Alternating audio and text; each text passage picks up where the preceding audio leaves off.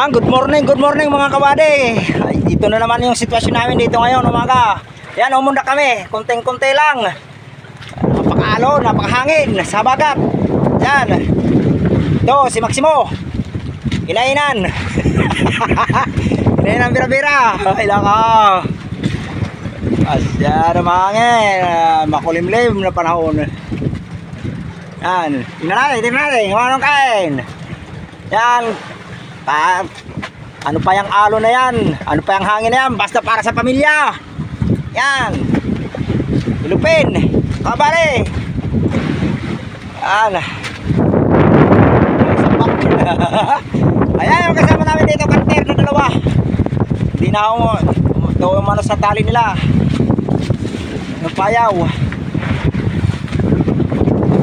Ay lako, panahon na to. Masamang panahon, di pa kumakain yung isda. Okay lang sana kung kumakain dahil kaya naman sa bangka yung alon at hangin. Alang, ayaw kumain.